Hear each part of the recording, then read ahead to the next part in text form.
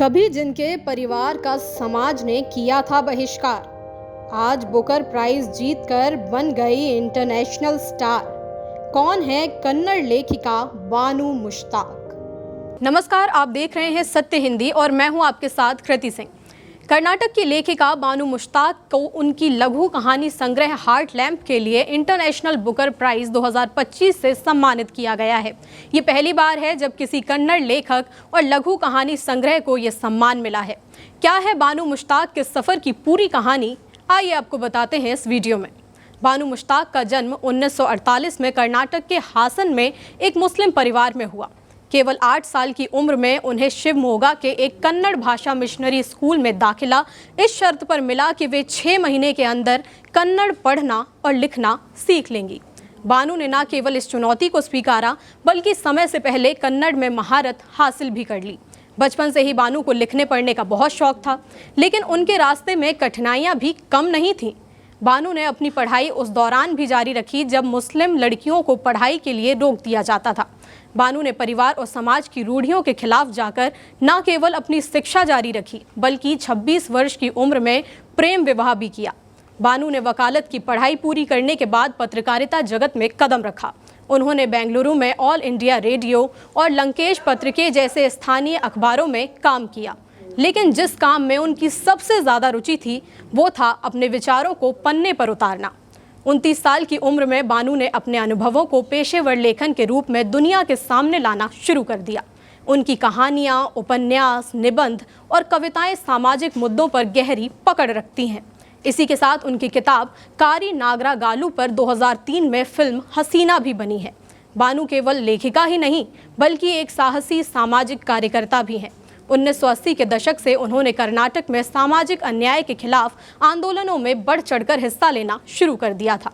एक वक्त तो ऐसा आया कि सन 2000 में जब उन्होंने मस्जिदों में मुस्लिम महिलाओं के प्रवेश के अधिकार की मांग की तो उन्हें और उनके परिवार को 3 महीने के लिए मुस्लिम समाज का बहिष्कार झेलना पड़ा। इसके बावजूद बानू ने हार नहीं मानी। उन्होंने चिकमगलूर के स्कूलों में मुस्लिम छात्राओं के हिजाब पहनने के अधिकार का भी समर्थन किया। अब बात कर लेते हैं बानू की उस किताब की जिसने बानू को अंतर्राष्ट्रीय स्टार बना दिया। हार्ट लैम्प बानू की 12 लघु कहानियों का संग्रह है। इस संग्रह को पूरा करने में बानू को 1990 से 2023 तक का समय लगा। कुल मिलाकर इस किताब को लिखने में 30 साल से ज़्यादा का समय लगा। इस किताब में दक्षिण भारत में पितृसत्ता वाले समाज के साथ साथ मुस्लिम महिलाओं के जीवन की कठिनाइयों का भी जिक्र किया गया है। इस संग्रह का दीपा भस्ती ने कन्नड़ से अंग्रेजी में अनुवाद किया है। दीपा भस्ती बुकर अवार्ड जीतने वाली पहली अनुवादक हैं।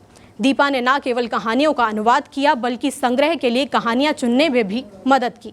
ये पहली बार है जब किसी लघु कहानी संग्रह ने इंटरनेशनल बुकर प्राइज जीता है। 20 मई 2025 को लंदन के टेट मॉडर्न में आयोजित समारोह में बानू मुश्ताक और दीपा भस्ती को इंटरनेशनल बुकर प्राइज 2025 से सम्मानित किया गया। दोनों ने लगभग $67,000 का पुरस्कार जीता। निर्णायक मंडल के अध्यक्ष मैक्स पोर्टर ने हार्ट लैम्प की खूब तारीफ की और कहा कि ये किताब अंग्रेजी पाठकों के लिए कुछ नया लेकर आई है। पुरस्कार की घोषणा से पहले बानू बहुत तनाव में थी। उन्होंने कहा कि ये अनुभव बहुत ही अच्छा था। ये मेरे अकेले की जीत नहीं है बल्कि टीम वर्क की जीत है। बानू ने अपने जीवन के सफ़र को याद करते हुए कहा कि मैं बैलगाड़ियों में यात्रा करने से लेकर आज इस अंतर्राष्ट्रीय मंच पर खड़ी हूँ, लेकिन हमेशा मेरी लेखन शैली यही रहेगी। बानू के इस उपलब्धि पर पूरा देश गर्व कर रहा है। सोशल मीडिया पर लोग उन्हें बधाइयाँ दे रहे हैं। ये जीत न केवल बानू और दीपा के साथ साथ बल्कि भारतीय साहित्य की भी जीत है। बानू मुश्ताक की हार्ट लैम्प एक ऐसी रोशनी है जो सामाजिक अंधेरों को खत्म करती है। बानू के सफ़र से सभी को प्रेरणा मिलती है कि अगर कुछ कर दिखाने का जुनून हो तो कठिनाइयाँ आपको कभी नहीं रोक सकती। आपको जानकारी पसंद आई हो तो वीडियो को लाइक और शेयर करें और अगर आप चैनल पर नए हैं तो सब्सक्राइब करें। तुरंत के अपडेट के लिए आप हमारे ऐप भी डाउनलोड कर सकते हैं। फिलहाल के लिए इतना ही। देश दुनिया की बड़ी खबरों के लिए आप देखते रहिए सत्य हिंदी।